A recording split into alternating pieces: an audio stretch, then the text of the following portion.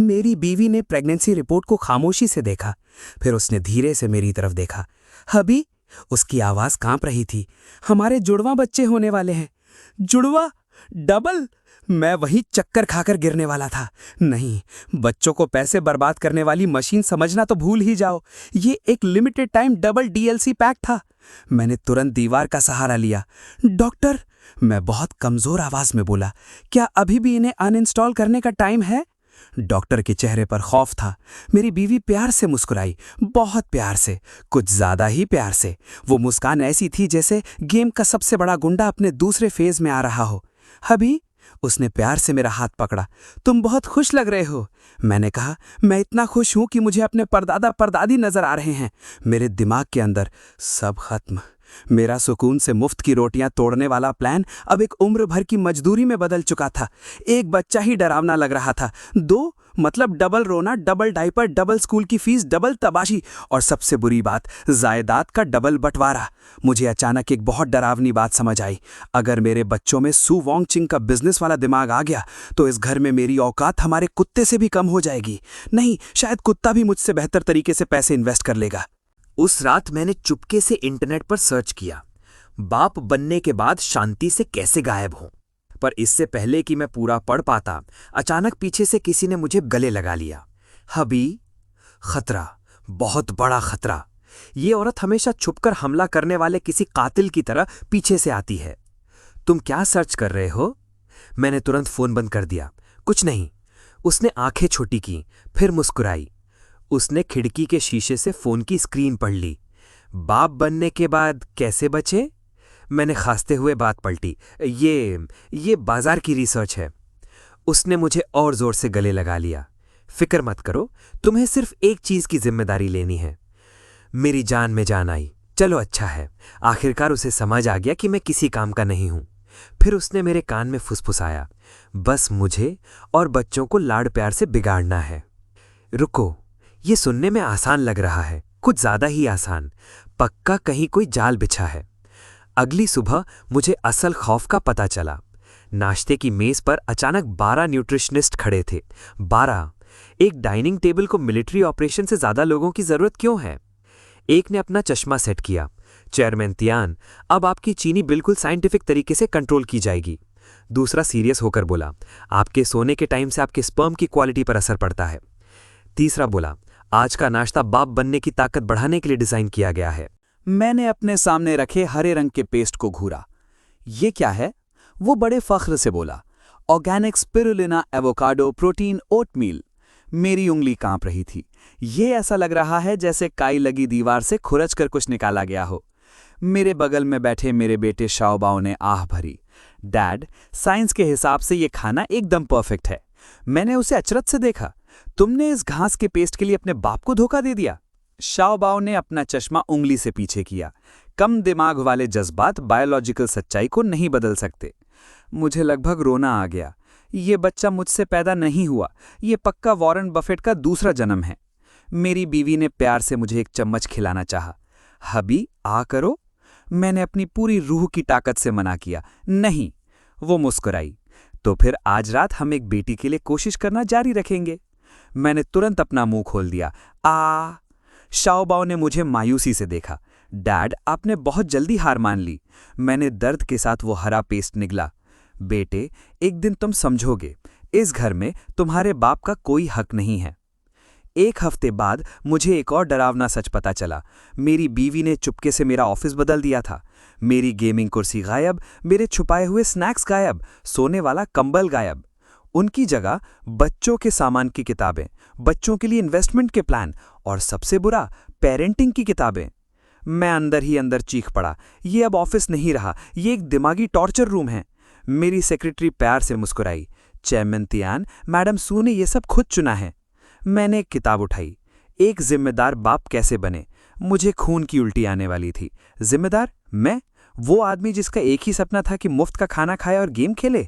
अचानक मेरी नजर कंपनी के बजट रिपोर्ट पर पड़ी और फिर मेरे दिमाग में एक बहुत शानदार आइडिया आया।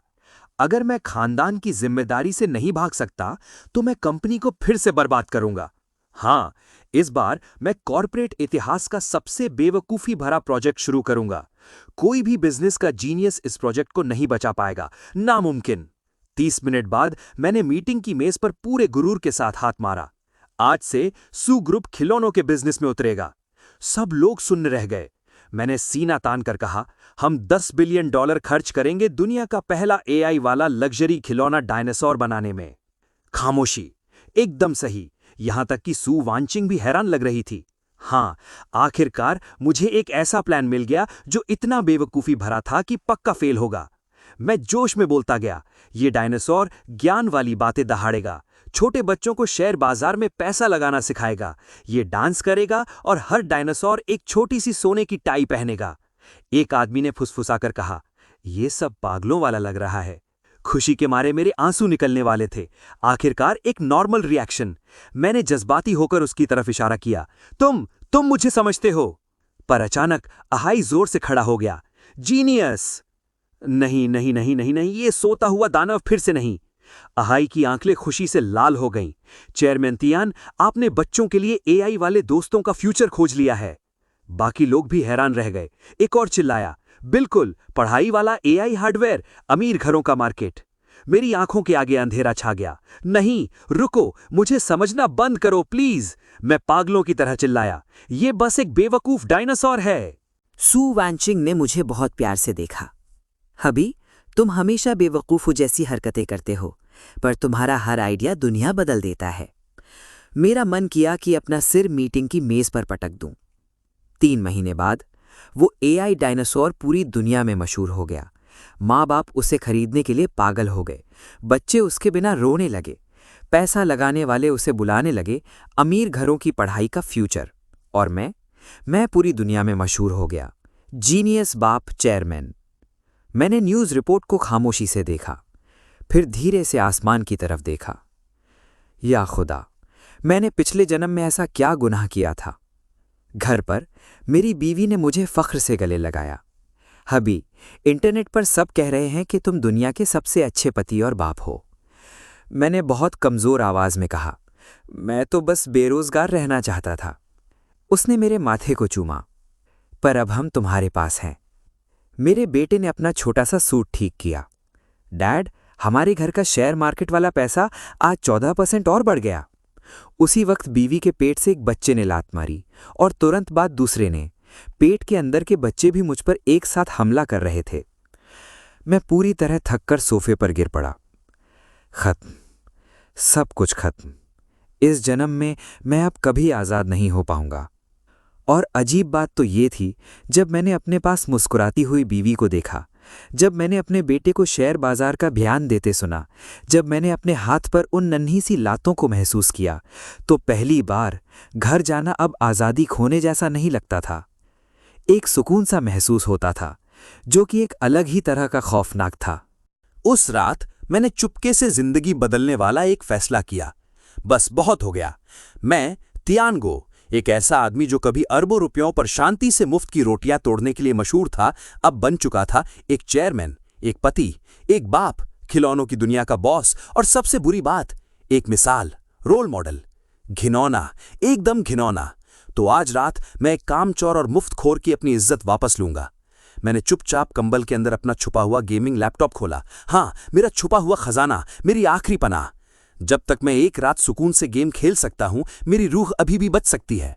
मैंने लॉगिन किया, हेडफोन लगाए, आवाज कम की, एकदम सही। ऐसा लगा जैसे आज रात ऊपर वाला खुद मुझ पर मेहरबान था। फिर अचानक बिस्तर के पास से एक छोटी सी आवाज आई, डैड। मेरी रीढ़ की हड्डी में ठंडा पसीना आ गया। मैं धीरे से पीछे घूमा। शाओ बाओ वहां दूध का गिलास पकड़े खड़ा था, अपना छोटा सा चश्मा पहने हुए, एकदम मायूस, जैसे किसी शेयर होल्डर ने सीईओ को कंपनी का पैसा चुराते हुए पकड़ लिया हो। डैड, रात के 1:13 हो चुके हैं। नींद की कमी से शरीर की ताकत कम हो जाती है।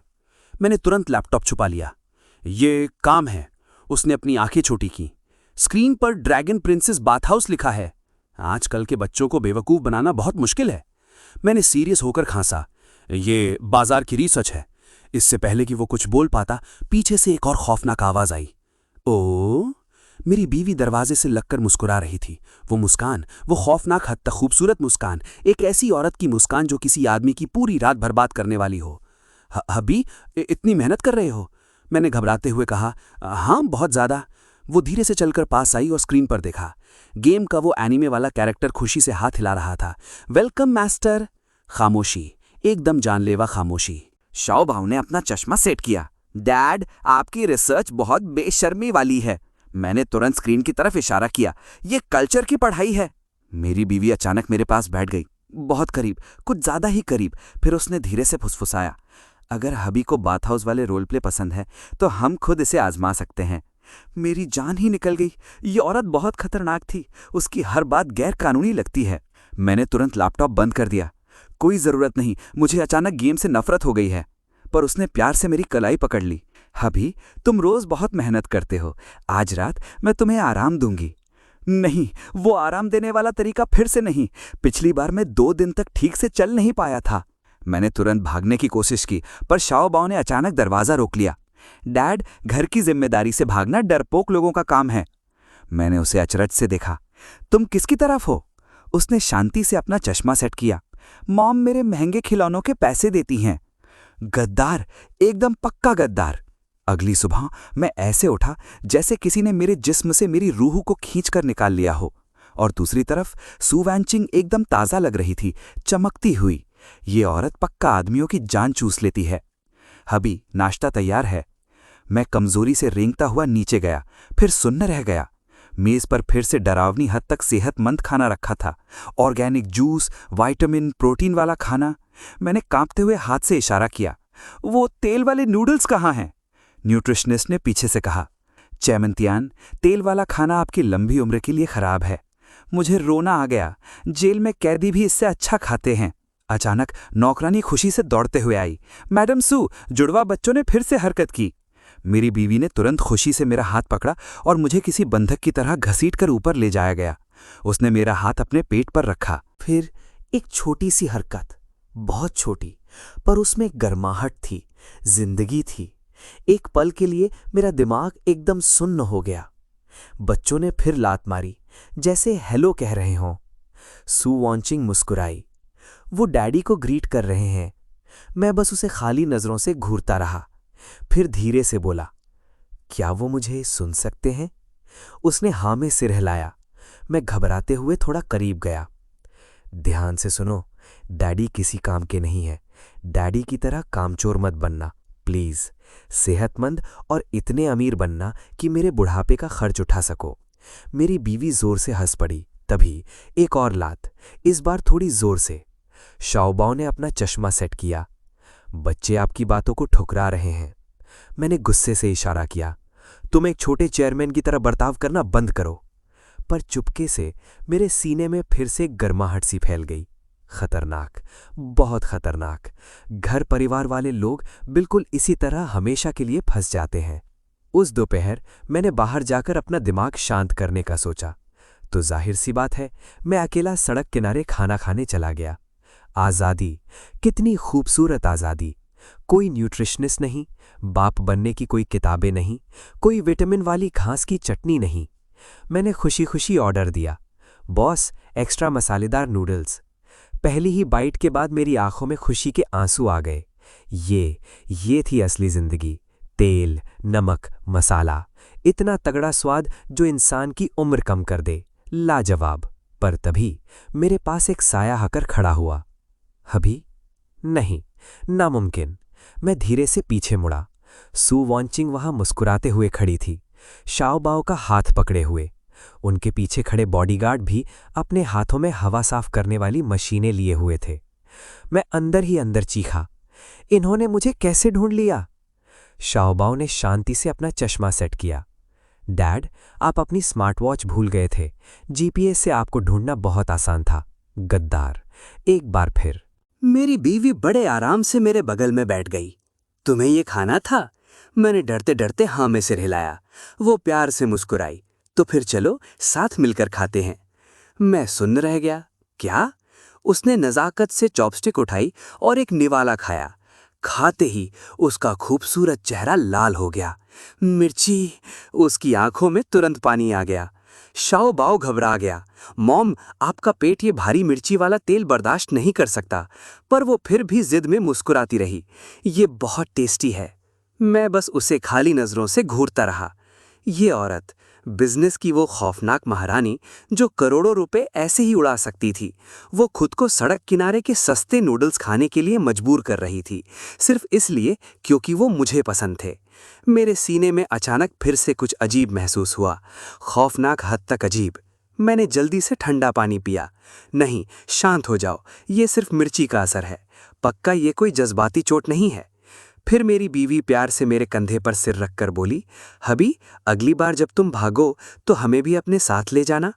खत्म, सब कुछ खत्म। अब यहां से बचने का कोई रास्ता नहीं था, न कंपनी से, न बच्चों से, और न ही इस डरावने हद तक चिपकू औरत से।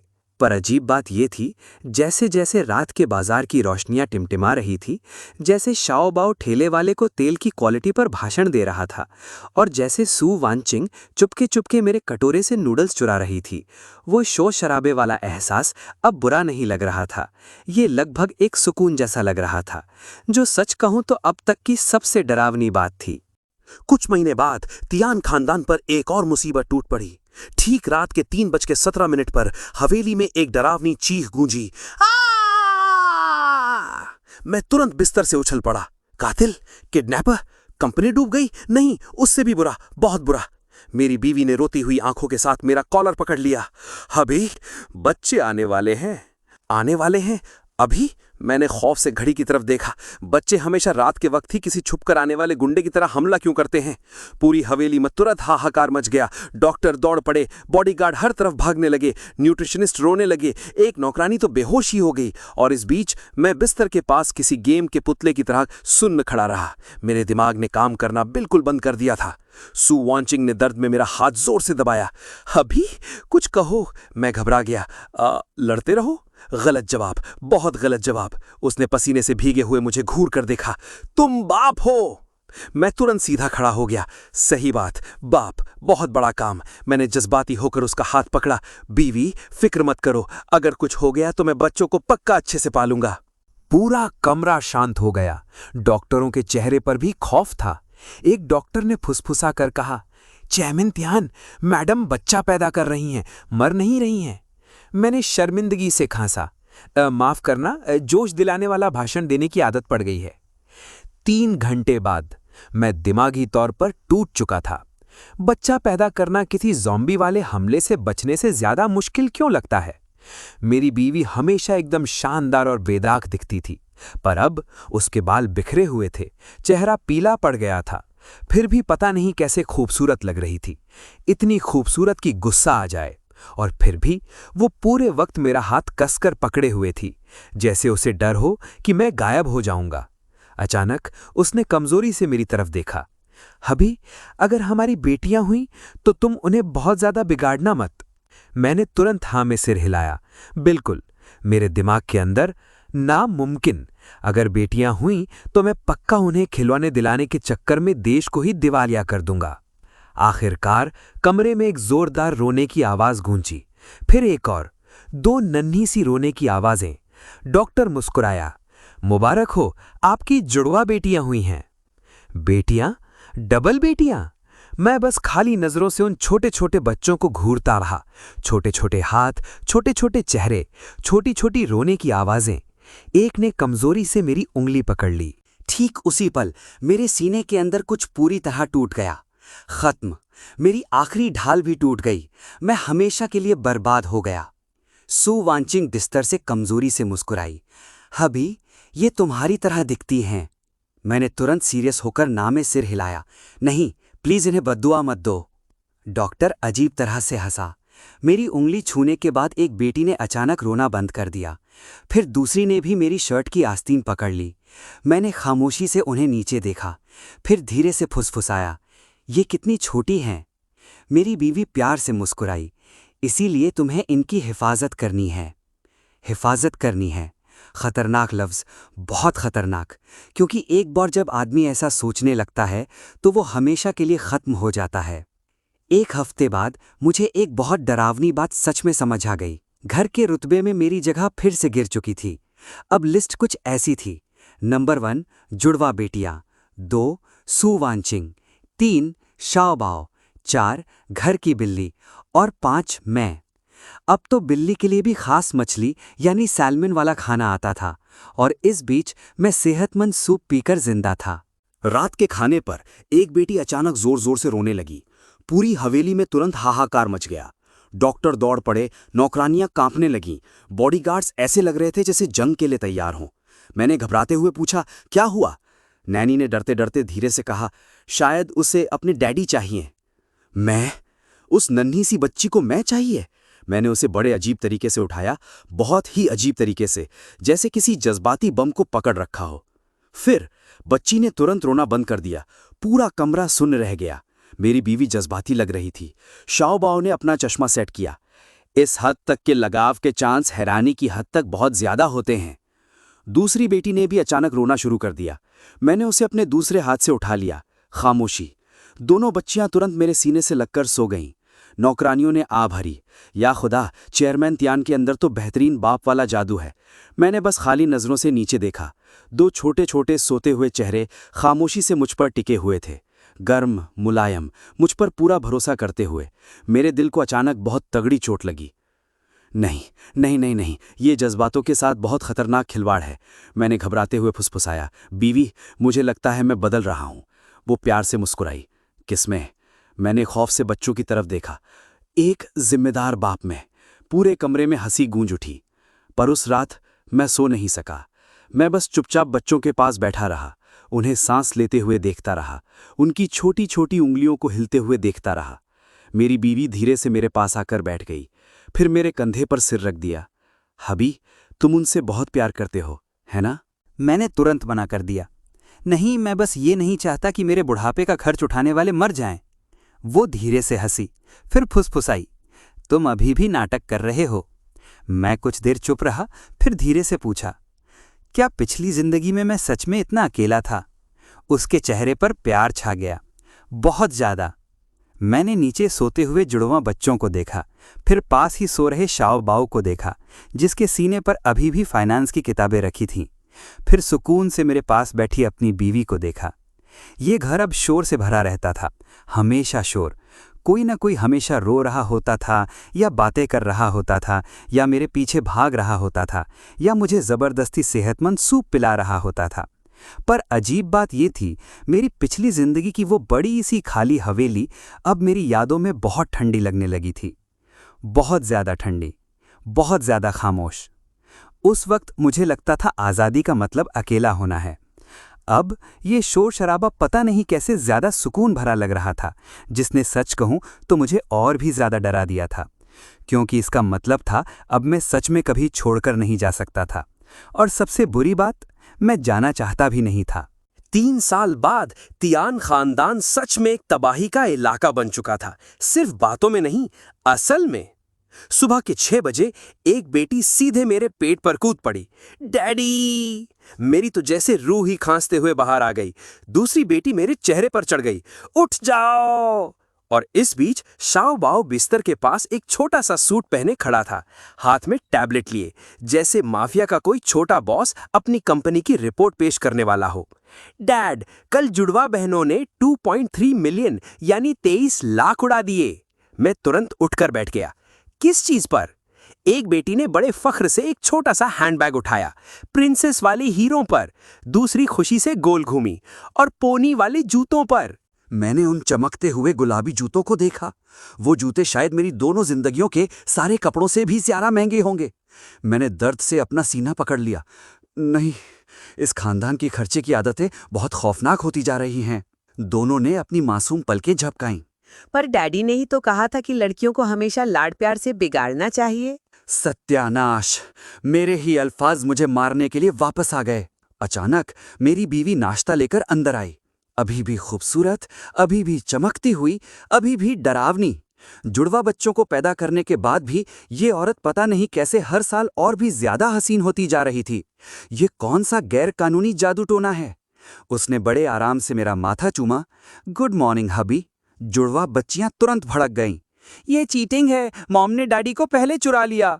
फिर दोनों नन्ही शैतान दोबारा मुझ पर टूट पड़ी। कमरे में तुरंत हाहाकार मच गया। एक ने मेरा हाथ खींचा, दूसरी मेरी पीठ पर चढ़ गई। शाओ बाओ पास खड़ा बड़े आराम से दूध पी रहा था, जैसे वो दुनिया के सारे जज्बातों से आजाद हो चुका हो।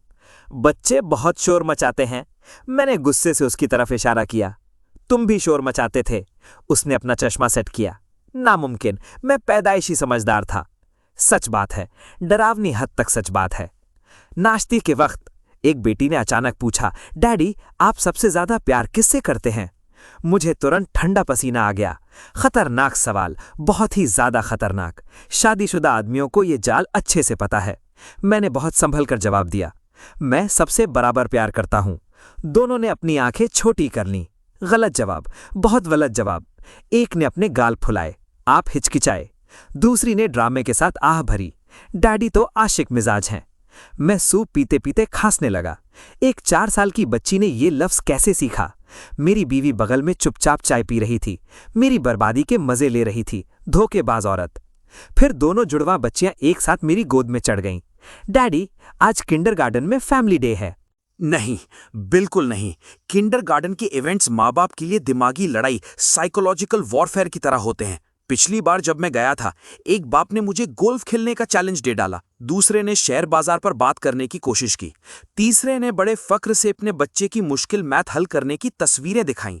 और इस बीच मेरी बेटियों ने सीना तान कर सबके सामने कहा, हमारे डैडी का सबसे बड़ा टैलेंट दोपहर तक सोना है। उस दिन मेरी रही सही इज्जत भी मिट्टी में मिल गई थी। मैंने सीरियस होकर खांसा, डैडी आज बहुत बिजी हैं। दोनों बच्चियों के चेहरे तुरंत लटक गए। सीधा वार, सीधे जज्बातों का कत्ल। एक ने उदासी से फुसफुसाते हुए कहा, डैडी को अब हम नहीं चाहिए। दूसरी ने अपना नन्हा सा सिर नीचे कर लिया, कोई बात नहीं। मेरी यूं उसी वक्त चकनाचूर हो गई। मैंने जज्बाती होकर मेज पर हाथ मारा। किसने कहा डैडी नहीं जा रहे हैं? शाओ बाओ ने आह भरी। जज्बाती तौर पर ब्लैकमेल करने का मिशन कामयाब रहा। मैंने गुस्से से उसकी तरफ इशारा किया, परिवार के दर्द को शेयर बाजार के डेटा की तरह एनालाइज करना बंद करो। 2 घंटे बाद मैं किंडरगार्टन के मैदान में गुलाबी बैग लटकाए खड़ा था। मेरे चेहरे से सारी रौनक उड़ चुकी थी। मेरे आसपास बाकी के डैडी एकदम शानदार, जेंटलमैन और कामयाब लग रहे थे। और दूसरी तरफ मेरी एक बेटी ने सिर पर ताज पहना था, दूसरी ने परियों वाले पंख, और दोनों ने जबरदस्ती मुझे खरगोश के कान पहना दिए थे। मैं किसी किडनैप किए हुए जोकर जैसा लग रहा था। पास खड़े एक बाप ने फुसफुसाकर कहा, क्या वो चेयरमैन तियान नहीं है? दूसरा अचरज से बोला, दिग्गज जीनियस बिजनेसमैन। मैं समझाना चाहता था, नहीं, मैं असल में एक मशहूर मुफ्तखोर हूं जो किस्मत के जाल में फंस गया है। पर इससे पहले कि मैं कुछ कह पाता, एक बेटी ने सीना तानकर चिल्लाया, मेरे डैडी 10 डायनासोर खरीद सकते हैं। दूसरी भी पीछे नहीं रही, और मॉम कहती हैं डैडी सबसे खूबसूरत हैं। खूबसूरत? मुझे किसी घरेलू औरत की तरह क्यों पेश किया जा रहा है? किंडरगार्टन की टीचर ने अजीब तरह से मुस्कुराते हुए कहा, मिस्टर तियान, आज माँ बाप और बच्चे मिलकर मुकाबला करेंगे। मुकाबला? मुझे तुरंत खतरे का एहसास हुआ। पहला गेम, 3 टांगों वाली रेस। नहीं, इंसानों ने ये गेम खास तौर पर घुटने तोड़ने के लिए ही बनाया था। इससे पहले कि मैं भाग पाता, दोनों बच्चियों ने खुद को मेरे पैरों से बांध लिया। डैडी, हमें जीतना है। मैं अंदर ही अंदर रो पड़ा। बच्चों को हमेशा ऐसा क्यों लगता है कि उनके बाप सुपरमैन है? सीटी बजी और उसी वक्त मैदान में हाहाकार मच गया। बच्चे चीखने लगे, माँ बाप गिरने लगे। एक बाप का जूबा निकल गया, दूसरा झाड़ियों में गोल गोल घूम गया, और इस बीच मेरी जुड़वा बच्चियां मुझे एक डरावनी ताकत के साथ आगे खींच रही थीं। और तेज डैडी, अपने बूढ़े पैरों को चलाओ। बूढ़े पैर? मैं अभी भी जवान और हैंडसम हूं, शायद। अचानक मेरा पैर फिसल गया। बच्चियां चीख पड़ीं और बिना कुछ सोचे जमीन पर जोर से गिरने से पहले मैंने उन्हें बचाने के लिए अपने शरीर को मोड़ लिया। मेरी पीठ में एक तेज दर्द का धमाका हुआ, पर बच्चियां पूरी तरह महफूज थीं। खामोशी। फिर छोटे छोटे हाथों ने अचानक मेरा चेहरा पकड़ लिया। डैडी, क्या आपको चोट लगी? उनकी आंखों में आंसू थे। वो सच में डर गई थीं। मेरी बीवी भी भाग कर आ गई। हबी। एक पल के लिए उनके परेशान चेहरों को देखकर मुझे फिर से कुछ अजीब सा महसूस हुआ। पिछली जिंदगी में मेरे गिरने पर कोई नहीं रोता, कोई घबराता नहीं, कोई भी छोटे छोटे हाथ मुझे इस तरह नहीं पकड़ते। उस वक्त अगर मैं गायब भी हो जाता तो दुनिया बिल्कुल वैसी ही रहती, कोई फर्क नहीं पड़ता। पर अब ये छोटे छोटे शैतान सच में मुझे खोने से डर रहे थे। खतरनाक, बहुत खतरनाक। मैंने जबरदस्ती मुस्कुराने की कोशिश की। ये बस एक हीरो वाली चोट है। बच्चियों ने तुरंत मुझे कसकर गले लगा लिया। आप दुनिया के सबसे अच्छे डैडी हो। मेरी बीवी ने खामोशी से मेरा हाथ थाम लिया और शाओबाओ ने पास खड़े होकर अपना चश्मा सेट किया। पैसे के हिसाब से देखा जाए तो ये ड्रामा किसी काम का नहीं है। मैंने तुरंत उसकी तरफ इशारा किया, तू छोटा सा रोबोट। पर चुपके से जब बच्चियां मुझसे चिपकी हुई थीं, जब मेरी बीवी पास ही प्यार से मुस्कुरा रही थी और जबकि किंडरगार्टन का वो शोर शराबा हमारे आसपास चल रहा था, दोनों जिंदगियों में पहली बार मुझे अचानक एक बहुत डरावनी बात समझ आई। मैं अब यहां से भागने की कोशिश नहीं कर रहा था। मैं इस शोर शराबे और तबाही को बचाने की कोशिश कर रहा था, जिसका सीधा सा मतलब था एक मुफ्तखोर और कामचोर के तौर पर मैं हमेशा के लिए खत्म हो चुका था।